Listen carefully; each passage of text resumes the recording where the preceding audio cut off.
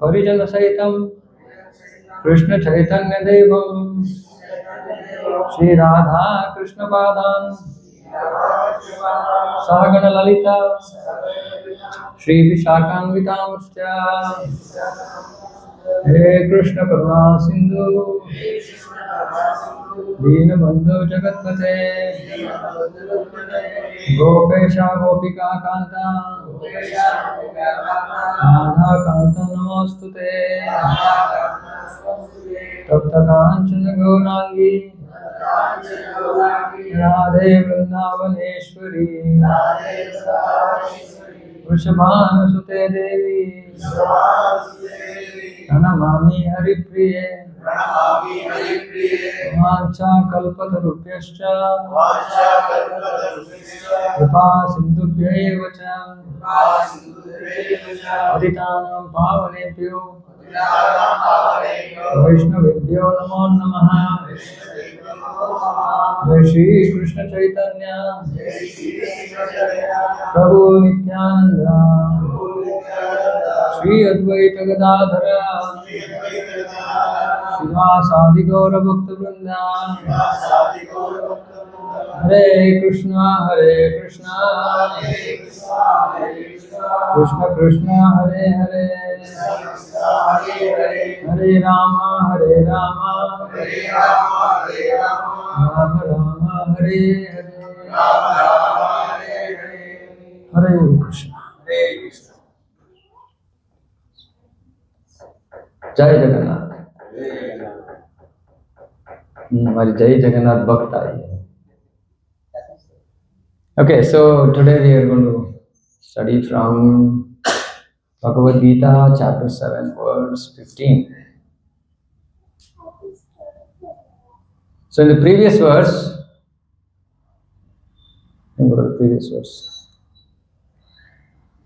Krishna speaks about his material energy.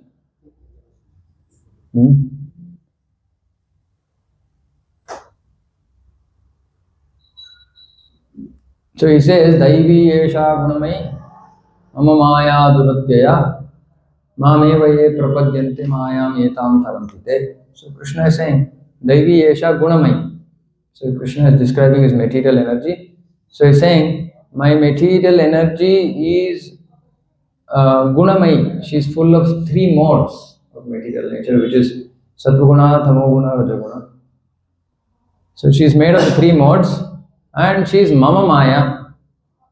She is my Maya, my energy. Krishna is saying my energy. Duratyaya. Meaning of Duratyaya is very difficult to overcome. Duratyaya is very difficult to overcome. So my material energy called Maya is very difficult to overcome. But who can overcome? Mameva ye prapadyante. Mameva. Prapadyante means surrender. One who surrenders only to Krishna. Mameva. Mayam etam tarantite. Taranti means he can overcome, swim over. He can swim over Maya. Who can swim over Maya? Only the one who is surrendered only to Krishna. See, Krishna in Bhagavad Gita tells this twice, emphasizing surrender only to him. This is one verse, and the other verse, Sarva Dharman Parityaja Mam Ekam Sharanam Vraja. Mam Ekam. Mameva. So there also Krishna is saying, one has to surrender to me only. And this is very, very significant in South India especially. And because every day is day to surrender to some god. So Krishna is saying that's not going to help. That's not going to help. Right? So we go Monday one god, Tuesday one god, Thursday one. Okay, we are shopping. We are god shopping. Like we do window shopping, we are also doing god shopping. We are trying to see who is going to give maximum benefit. Right? But Krishna is saying, I don't want this business. You come to me. Because I'm the super Bhoktaram, Yajna Tapasam, Sarvalokam Maheshwaram. I'm the Lord of all the worlds. So, and also I am your Suhridam Sarvabhutanam. I am the Suhrad. I am the well-wisher. I am the benefactor of all jivas. I have the power and I have the willingness to protect you. So come to me. And only if we come to Krishna can we win over Maya. What is this Maya? Maya is the illusory energy of the Lord. What does illusory energy means? Echoing, master. So illusory energy means that this energy puts us in illusion. What is this illusion? Illusion is thinking that I am this body. This is the illusion. So every human being is under this illusion that he is the body. And so he thinks, I am the body and everything connected to this body is important. This is illusion. This is Maya. And Krishna is saying, yes, it is natural for human beings to think this way because they are under the control of Maya. And this Maya Shakti is very, very difficult to overcome. But if somebody surrenders to me alone, then he can overcome that Maya. Unfortunately, it's very difficult to convince people that the reason for their suffering is this illusion. Why are people suffering? People are suffering because they have done karma in the past for their own selfishness, for making themselves happy. And if that karma was not as per Shastra, it results in suffering. So this simple fact doesn't enter into our mind. It's a very simple fact. What is the cause for suffering? My ignorance. Not somebody else. We generally want to point fingers at others. No, but nobody else is the cause for my suffering. I am the sole cause for my suffering. And why did I do that mistake? Because I was in ignorance. I didn't know what was right, what was wrong. So I did a mistake. Now, to cover up that mistake, what will I do? I do one more mistake. How do we explain this? एक झूठ बोलेगा तो 100 झूठ बोलना पड़ता है, right? You say one lie, then you tell 100 lies, right? To cover that. Okay, that is still understandable. Now, karma works in a very, very difficult way to understand. So, for example, say somebody came and banged into your car. Okay? Now, why did that person come and bang into your car?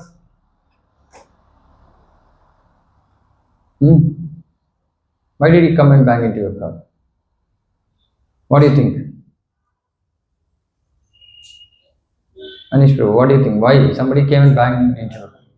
Unknowingly, okay?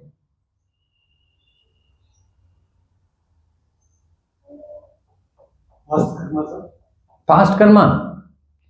See, the immediate reason can be anything. It could be that he was not attentive, or he just took his eyes off the road for a second, whatever. Right? It could be 150 reasons.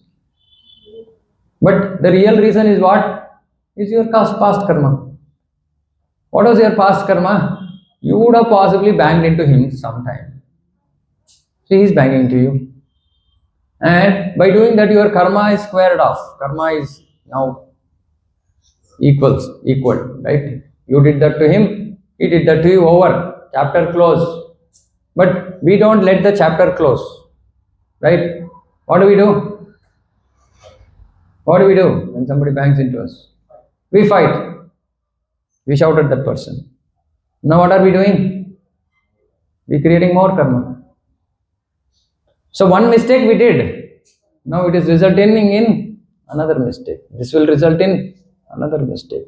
So this is how this world is going on. So which is why we cannot just come out of it. Till we come out of this ignorance, saying I am not the body. So Prabhupada in the first chapter of Bhagavad Gita, in one of the purports, he explains, a saintly person should forgive, he says. Saintly person should forgive. Why is he saying that? Saintly person means he is thinking, okay, something happened to me, the result is my past karma. Why am I holding a grudge against this person who is just a postman? He's just a postman of my karma. Phala. Why am I taking a grudge over him? So he'll say, okay, it's fine.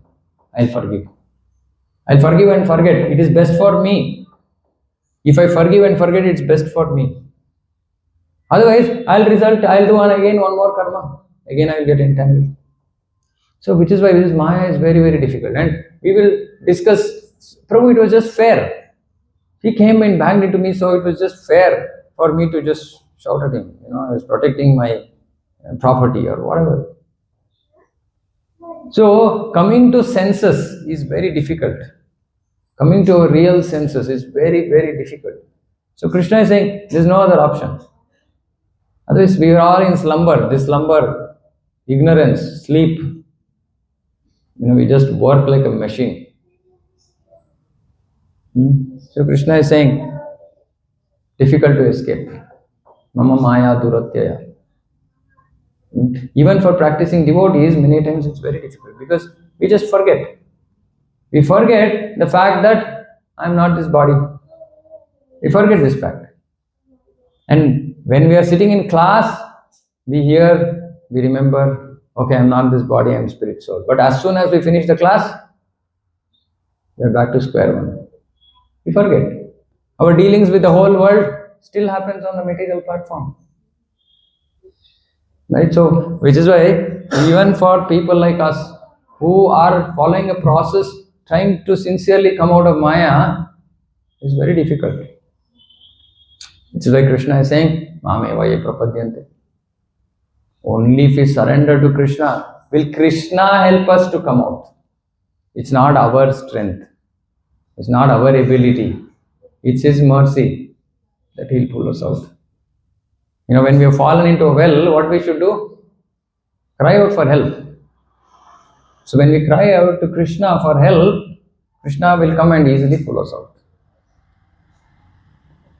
So now in the next two verses, right, 15 and 16, now Krishna has emphasized this surrender here, prapadyate, right? And last week we discussed also saying that what is the process of surrender, right? Anukulyasya sankalpaha, pratikulyasya varjanam, rakshishyati iti vishvaso, goptritve varnam tatha, atma nikshepa karpanyo shadvida sharanagati. So Krishna, actually our acharyas in Hari Bhakti Vilas will say, Anukulyasya sankalpaha.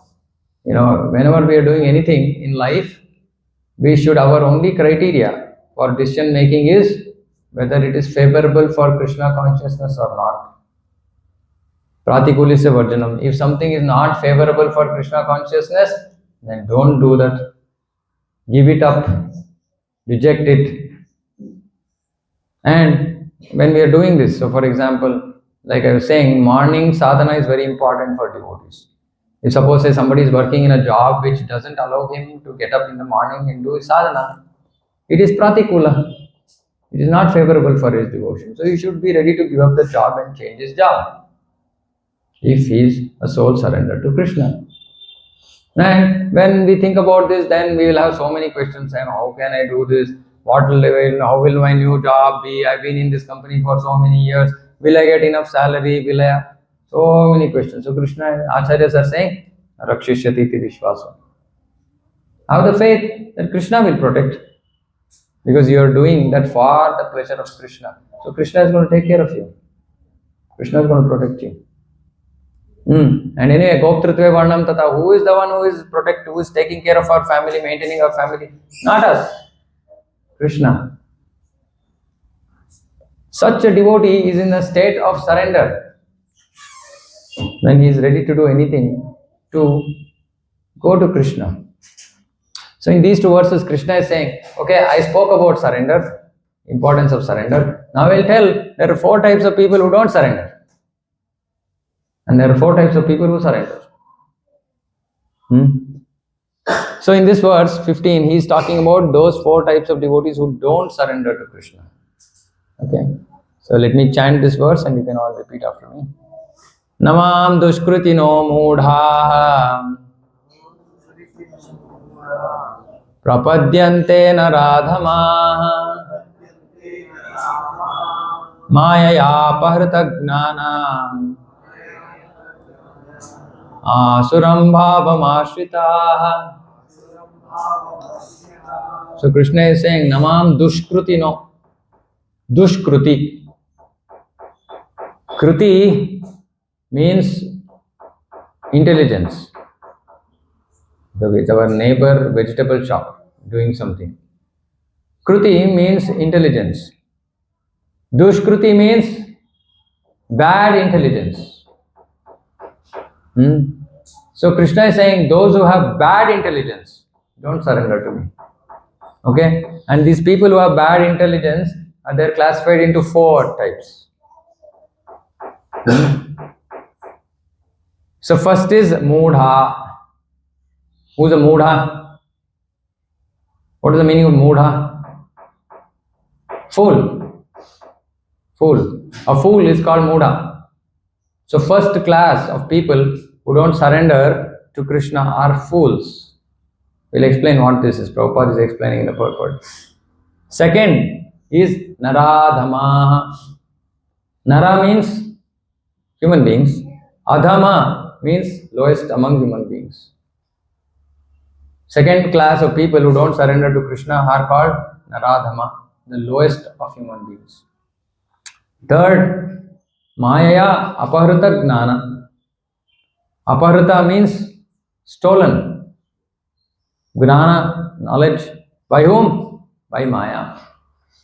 Maya has stolen somebody's knowledge. So those whose knowledge has been stolen by Maya, they don't surrender to Krishna. And the last, Asuram Bhavam Ashritaha, who have taken shelter of Asura Bhava, means demoniac mentality, demons, asuras.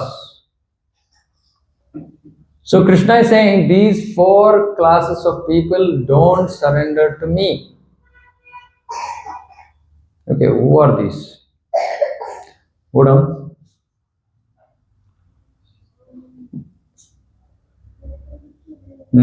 Yeah. So Prabhupada is asking a very important question in this purport. Saying it is seen in Bhagavad Gita that simply by surrendering oneself unto the lotus feet of Supreme Personality Krishna, one can surmount the stringent laws of material nature. Surmount means one can overcome the stringent laws of material nature. By doing what? Simply by surrendering unto Krishna. That's what Krishna spoke. Now Prabhupada is asking, at this point, a question arises. How is it that educated philosophers, scientists, businessmen, administrators, and all the leaders of ordinary men, how is it that they don't surrender to the lotus feet of Krishna? He's saying, see, Krishna is so straightforward, he said, saying that if you want to overcome the stringent laws of nature, just surrender to me. But Prabhupada is asking, why are all these big people not surrendering to Krishna? Isn't it? Do these big people surrender to Krishna? What do scientists say? They say there is no God. Life came from chemicals. This material world was created from a Big Bang. So they don't believe in God. They don't think that there is God. What about businessmen?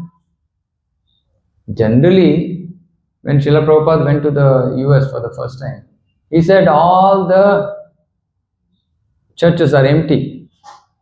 Why were the churches empty? Prabhupada said, because in the West, everybody is economically advanced. Either they have money or the country takes care of them. They don't have to worry. So he said, when people are economically well advanced, why should they come to God? Why do people come to God? Money. Why do people do dharma? Because they will get artha. Dharma, artha, kama, moksha. Isn't it? We say whenever we do any puja, dharma, artha, kama, moksha, chaturvidha pala purushartha siddhyartham. That is what Pujari says. He says, I am doing this puja because I want to do dharma, artha, kama, moksha. This is dharma. So from doing this dharma, what will I get? Artha, which is money. And what will I do with that money? Kama, fulfill my desires. But then who comes to moksha? In Kali Yuga, nobody bothers about moksha. So dharma, artha, kama. So when things are happening the way I want in life, why should I come to God? Correct? This is how normal people think. Because when they come to temple, what do? They pray for something, isn't it? What do people go to Tirupati and do? Put money in the hundi and pray to Govinda. Saying, Govinda, give me this, give me that, give me this. Business. Because they want something in return. Otherwise, if they have everything going their way, why will they come?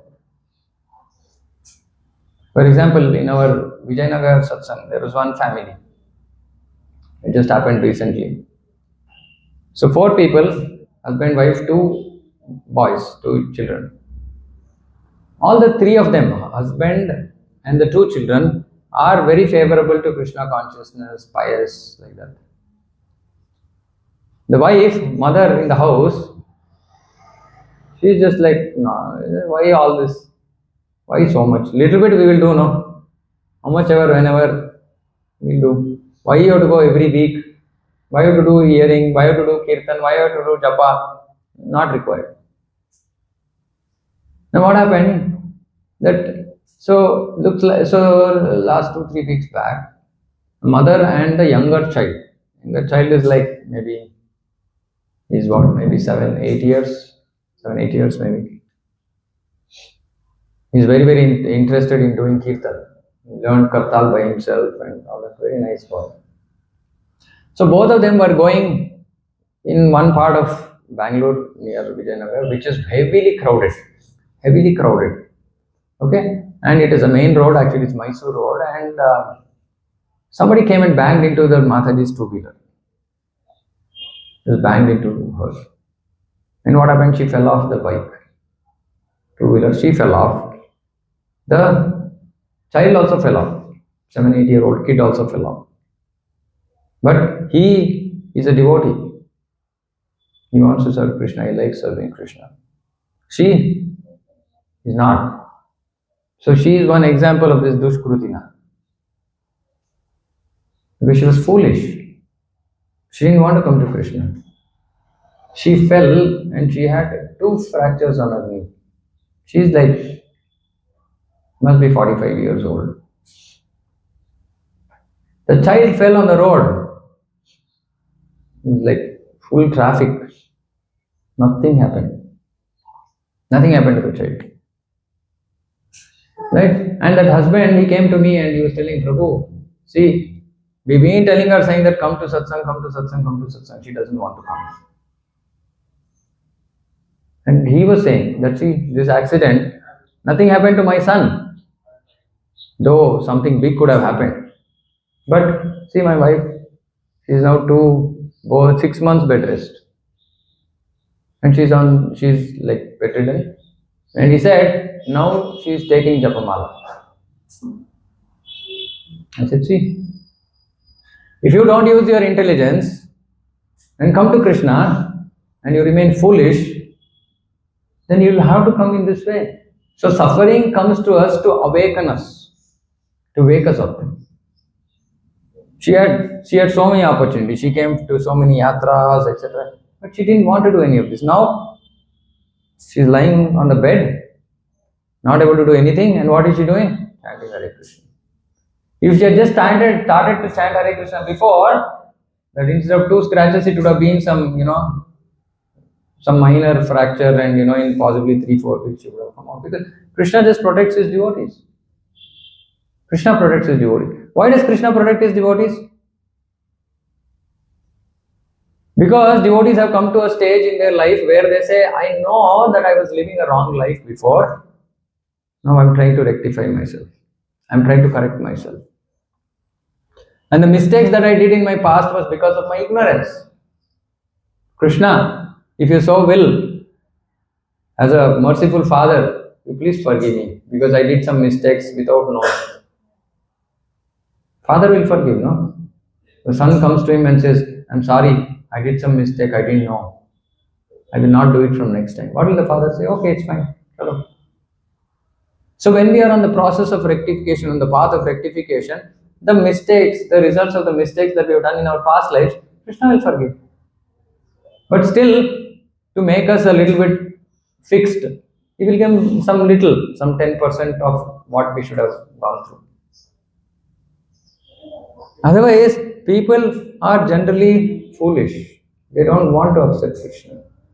They don't want to come to Krishna. So, Prabhupada here is saying that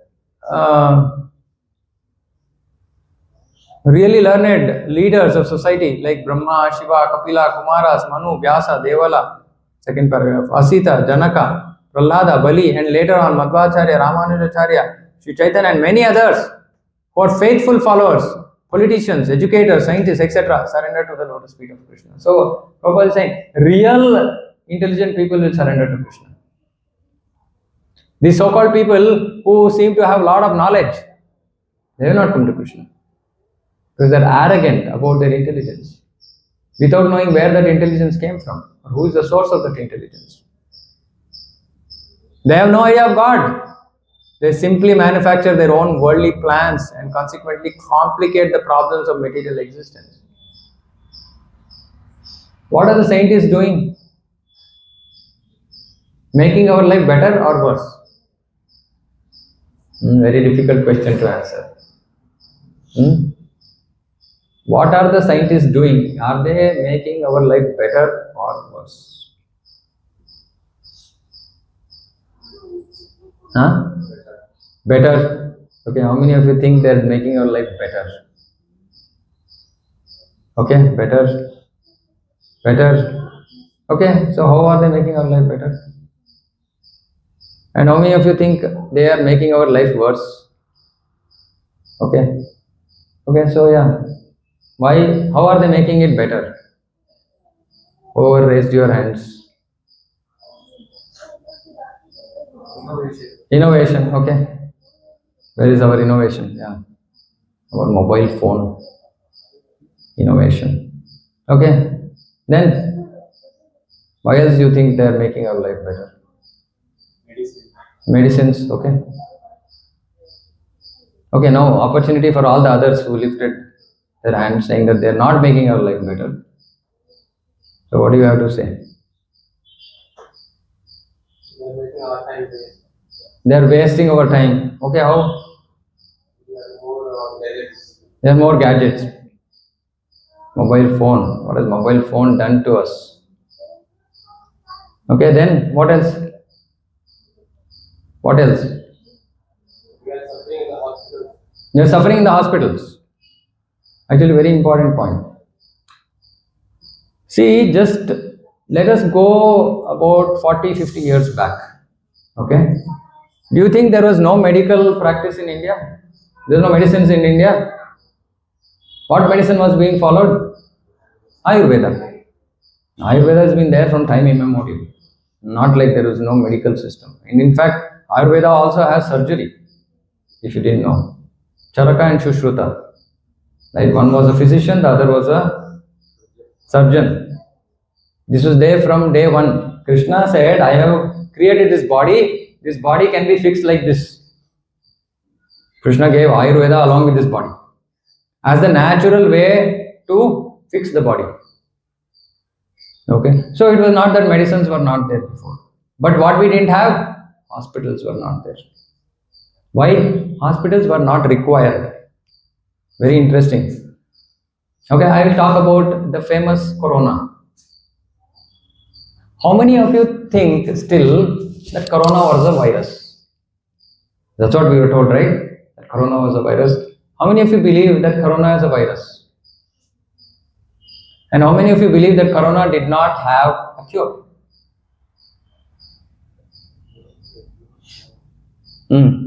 Why? Why do you believe that corona is a virus? Are you a doctor? Are you a scientist? Then Whom are you trusting? Whom are you trusting? Tell me, whom are you trusting?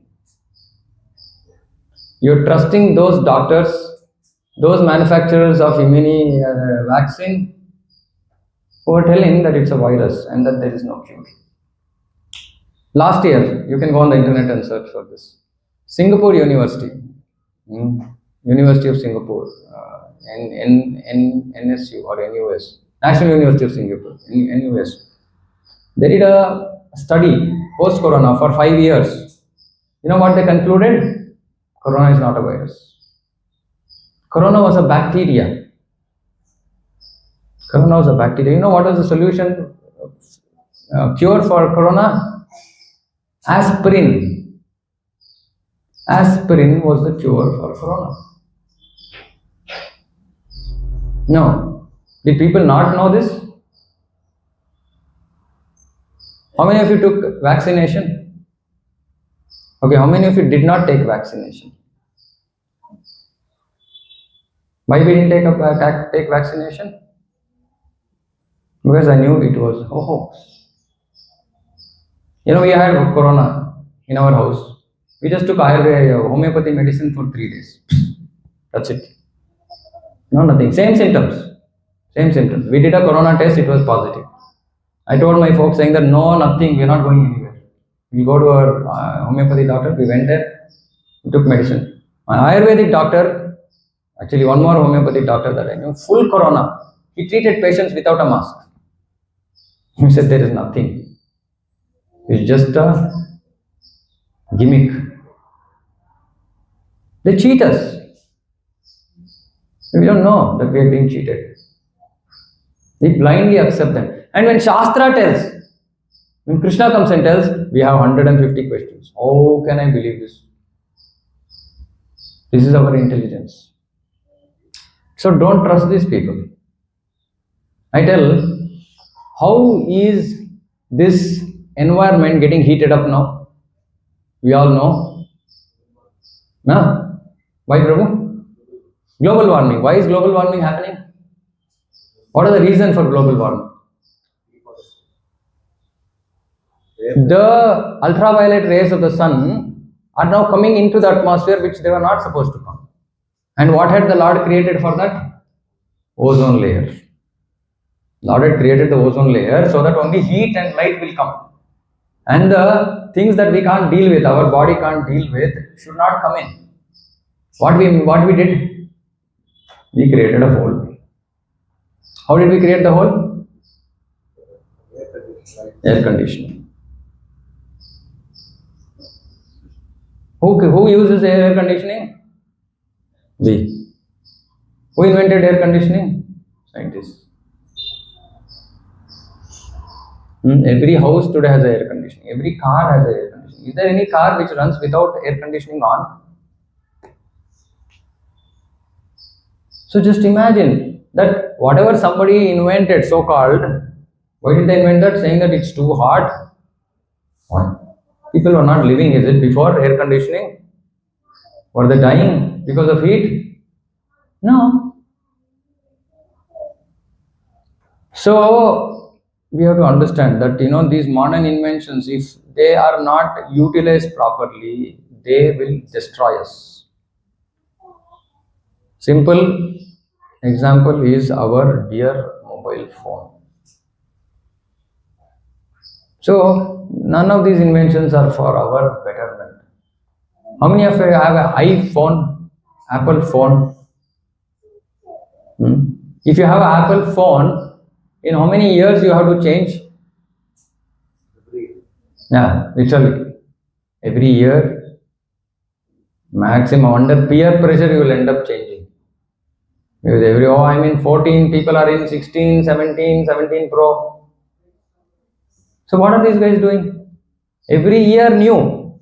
Every year new answer is that now that whatever you are charging your phone will not work with the new phone.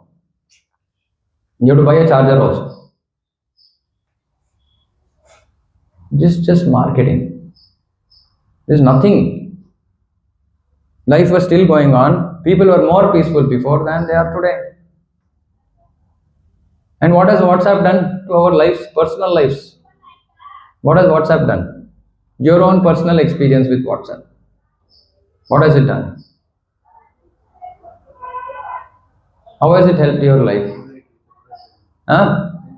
Why anxiety, depression? Comparison. So many things are coming on your mobile. Now, another thing that is happening, interestingly, relations in the house is breaking down. Husband-wife relations are breaking down. Because if I'm upset, I can just put a message. I don't even have to look at that person's face. I was going this way. Husband and wife were sitting in front of a shop. Shop owners, I guess. Both of them have iPhones. They're sitting right in front of each other. Nobody is looking at the other person. They're looking at their mobile phones. So our so-called relationships are going for a toss. We're not able to get control over our children. We don't know what they are seeing using their mobile phones. We started one new program called as cultural revival. So we're going to spread it to, like, our goal is 1 crore population of Karnataka has to get enrolled in this cultural revival. It's a very simple program. The idea of this program is that the society is going to dogs. Isn't it true? Society is going to dogs, yes or no? Okay. Children, 20, 21, 22-year-old, their life is in a mess. Okay, like my daughter is 21 years old, okay, and she goes to a college. She was in a hostel, and she was telling it's a girls' hostel. She was saying every girl smokes, drinks, takes drugs. Every girl. And she said, I can't live there. He said, I can't live there. Why? Because she has some culture. She's grown in a Krishna conscious culture. So she said, I can't live there. And what about all those other girls who are engaged in these activities? Do you think their parents are happy? No, they're not happy. But who's going to tell them? Who's going to tell them that they're wrong? That it's not good for them? So we were talking about this program to a few youngsters, and they said, we have so many addictions. I'm addicted to reels. I'm addicted to this. I'm addicted to that. I know it is wrong, but I don't know how to come out of it. This is where people are today. And they want help. And we said Bhagavad Gita can help. So we created a program called Cultural Revival. So the point I'm making is that all these big people, they are pushing us in a wrong direction. They're pushing us in a wrong direction. It's not going to help us. So Krishna is saying, why they are taking us in the wrong direction? Because they're not surrendered to me. They don't believe me. They don't come to me. They have their own plans. They have their own plans. So we have to be very, very careful. Right? So Prabhupada, Krishna here is talking about 4 types of people. Mudha. So he says, Mudhas are those who are working like donkeys. Just work, earn money, work, earn money, work, earn money. What is the goal of life? Earning money. But they just go down to the first section which says Mudas. Down. The Mudas. The Mudas are those who are grossly foolish, like hard-working beasts of burden. Hard-working beasts of burden means donkeys. So they're working hard. They want to enjoy the fruits of their labor by themselves. And so do not want to part with them for the Supreme. They're taking everything from Krishna, not giving anything back to him. In the 3rd chapter only, Krishna already said, saying that they are thieves. They're thieves who take everything that God gives, but not give anything in return. How can they be happy? They can't be happy. They're forgetting God. They're not going to be happy. So Prabhupada is saying, they are like donkeys. Typical example is the ass. This humble beast is made to work very hard by its master. The ass does not really know for whom he works so hard day and night. Isn't it? For whom are we working so hard day and night? Who is becoming rich? Are we becoming rich or the employer becoming rich? 100 people are working for one person. So more than us becoming rich, who is becoming rich? That person is becoming rich. Right? And so employers are all self-centered. Isn't it? When they want people, they'll retain them. When they don't want, they'll fire them. Do they ask, what is your personal situation? You worked for our company for so many years. If you take you out of the job, will you manage your family? Will they ask you? They just fire you, that's it. So they're self-centered. They're just bothered about their own profitability.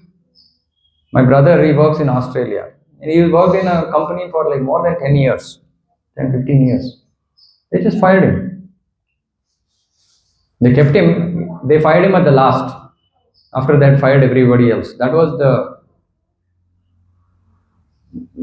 their goodwill for him, for having been in the company for 15 years. But they fired him. Companies are firing people because AI can do their work. So, who are these? I mean, are they our well-wishers? And we give our life and soul to them when we are working. Oh, my boss, my job, how can I ignore it?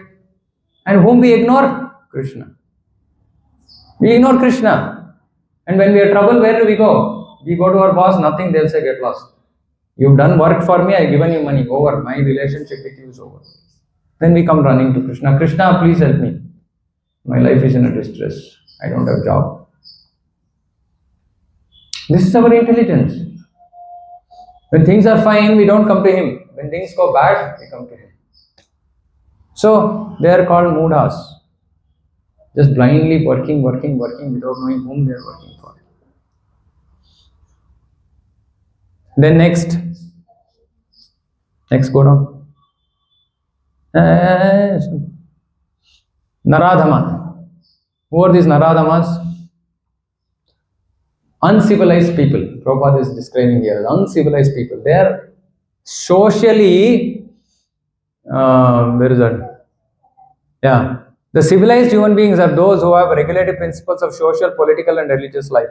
Those who are socially and politically developed but who have no religious principles are Naradamas. Socially and politically developed. Socially developed means what? Very sophisticated life, very high taste, fine taste. They are sophisticated people, but they don't believe in God. Where did we get this sophistication from?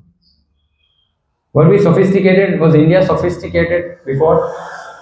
No, India was simple. India was simple living, high thinking. Now we become the reverse. Sophisticated living, low thinking. Where did this sophistication come from? British. And what did we do? With both hands.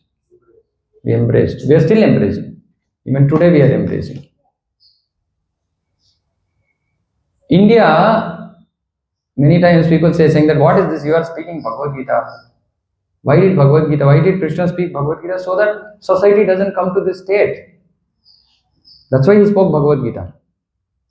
But because our society is in this state, we have to speak about this to awaken people. India is exactly few years behind the West. Because we are copying them, right? We're just few years behind them in the copying business, right? But in course of time, we'll catch up. What they are doing, they are turning towards India. They are doing yoga. They are living non-vegetarian.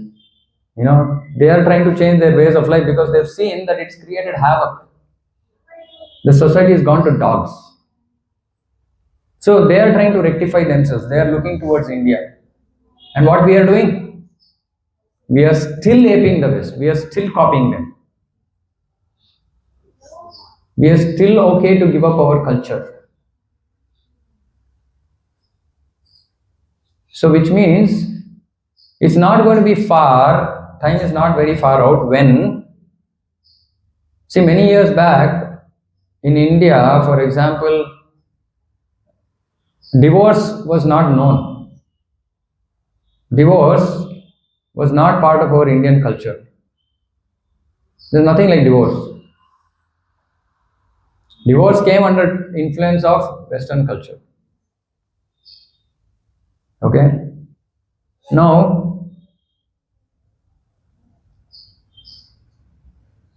at least in India, we have marriages. Isn't it? At least at the current point of time. What is there in the West? No marriages. You know what it's called? It's called live-in relationship. That's what it's called. Boy and girl like each other, they will try. Such low class. And then, ठीक नहीं हुआ, okay, छोड़ दिया, leave it. This is already come into India, if you didn't know. If you didn't know, this is already come into India. So the things that we are seeing in the Western world are going to become very, very common scene for us in few years. Think about our children, is what I'm telling people. Think about what environment, society we are giving our children. How many of you feel confident about the future of your children, cultural future of your children? How many of you feel confident that yes, I'm very confident that my children will grow up in the right, best society? No parent can lift their hand. Okay, this is because of the sophistication we took up, without considering the impact it has had on our culture. So, which is why I see Prabhupada was very, very compassionate. He said, how are people going to be happy? If people are living life like this, how can they be happy? But he couldn't awaken people in India, so he went to the West. When those people woke up and they came here, Indians woke up. Isn't it? Have we still woken up? We don't know. We don't think so. We're still in slumber. We're still happy to adopt Western culture. We're still happy to adopt their means. Next. Yeah, long purport actually. Oh yeah, Maya Paratagnana. Who are this Maya Paratagnana? Whose intelligence has been stolen by Maya. So Prabhupada says all the intelligent people in the society, philosophers, poets, scientists, PhDs, high IQ people, they are these people. They don't want to come to God. They say God doesn't exist. Like I was talking to a 17-year-old girl. Her mother brought her to me saying that she doesn't believe in God. I said, wow, 17-year-old girl doesn't believe in God? So she said, yeah, I don't believe in God. I said, why? Everything is man-made. She believes everything is man-made. She's born in India and she believes that everything is man-made. So then I asked her one simple question. So okay, you believe in science. You believe Darwin. So when did man come into existence as per Darwin? Darwin said that we came from monkeys, apes. Human being came from ape. This is what Darwin said. Which means at some point of time, there is no human being. What? At that when, according to them, there were no human beings. There was nobody there. Was there no life? Were people not living? Were animals not living? So if everything was man-made, who created something before man came into existence? No answer. I'm saying this is how blinded they have become because of this stupid science. And what is our science? Buy art and reproduce. That's all. Nobody thinks. We are not encouraged to think Our children are not encouraged to think. Our children are encouraged to by heart and reproduce in exam. If your child writes something innovative, something which is actually giving out the meaning of the answer, but it's not as per the textbook, he's not going to get marks. So you want your children to by heart and reproduce in exams so that they can get good marks. And they will say, yes, Darwin said my grandfather was a monkey. Yes, correct, full marks. But he's not thinking, oh, how can it be that my grandfather is a monkey? This is our Maya Paratajnana. Our intelligence is gone. So these people don't come to Krishna. They don't believe in God. And the last is Asuram Bhava Mashritaha. Asuram Bhava Mashritaha means they are grossly atheistic. Grossly. As in openly they say, we don't believe in God. The others don't openly say. They don't openly say. Somehow, in their actions, they don't completely believe in God. But this class is openly atheistic. Now, fortunately by Krishna's mercy, we have just started on our building a temple in Mulimau, right? And few months back, we didn't have anything. We went to some politicians in the area, asking them, saying that, please give us some land. We want to build a temple. First question he asked, what is the need for a temple? What is the need for a temple? What do you think? What is the need for a temple? Why are temples required?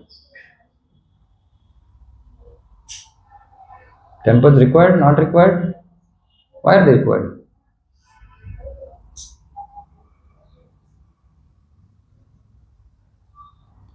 So Prabhupada did not call ISKCON a temple. Prabhupada called ISKCON as an educational institute. He said, because if you go to a temple, you will go, take darshan, take tirtha prasadam, sit there for 10 seconds without knowing why you are sitting, and then you are back. Prasadam. And then you are out. What happened? Did your life change in any way? No. Did your consciousness change in any way? No. What did you end up doing? A punya karya. You did a pious activity, because of which you will get some happiness in your next life. That's all you did. So then I was telling this person, saying that, see, what we do is different. We change people's lives. Prabhupada changed people's lives. Prabhupada created ISKCON to change, to revolutionize the world. We tell people the path for real happiness. We help people out of their addictions. We help people to protect their marriages. We help people to give culture to their children. So this is what ISKCON does. You tell me whether this is required or not. Still he was not ready. He said, no, it's okay. So this is our state. This is state of affairs in India. Bharat Bhumi, Punya Bhumi. Just imagine what it will be in other countries. If India is like this, what is the state of affairs in other countries? So, this is why Krishna is saying that the only way for people to get out of Maya is to surrender to me, but people don't want to surrender. And there are these 4 types of people who don't want to surrender. And in the next week, we will talk about the 4 types of people who are ready to surrender to Krishna. They are the fortunate ones. That is all of us here. We are the fortunate ones. So there is Dushkruti and there is Sukruti. Dushkruti is evil-minded or bad intelligence. Sukruti is good intelligence. So we spoke about 4 classes of people who have bad intelligence. In the next discussion, we will talk about 4 classes of people who have good intelligence. Okay, and we might be one among them. We have to just see which class we belong to there. We are definitely not this, but we are not concerned about. We are concerned about all those dushkrutis who are outside, who don't come to Krishna. We want to help them. We want to somehow bring them to this culture, this Vedic culture, this real platform of happiness. That's what ISKCON does. Okay. So we'll stop here. If there are any questions, comments? Mind provoking. So we have to think. See, and one thing is very, very important, right? Yesterday I told somebody in our Vijayanagar Satsang saying that, see, you have to spread this. You have to become the messenger of this message. Don't simply hear it and forget it.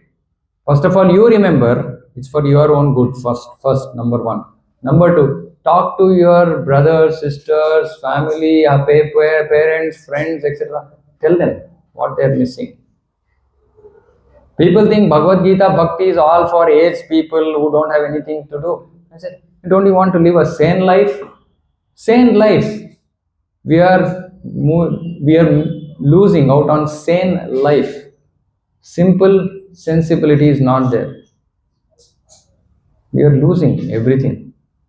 And if all of us don't come together, it's not going to change. It's one teach one, right? If 10 people are hearing, so many people are hearing from Prabhupada, we are speaking, you are all hearing, you have to go and speak to other people. Otherwise, how will it change? It won't change. Okay? So, please, this is a mission of, that is why Chaitanya Mahaprabhu said, Yara dekho tare kaho Krishna upadesh. Amar agnaye hoy tara ye desh. Guru hoy tara ye desh. So he said, everybody has to become a guru. Everybody has to pass this message on to others who are not sitting and hearing. Because otherwise their life is not going to change. They are going to remain dushkrutis. And they are going to suffer. Life after life they are going to suffer. Unless they come to Krishna. Okay? So please have compassion for other jivas. Bring them, give them Krishna. Bring them to Krishna. Okay? This will conclude Srimad Bhagavad Gita ki jai, Jagat Guru Srila Prabhupada ki jai, Smavedha Gaura Bhakta ki jai. Hare Krishna.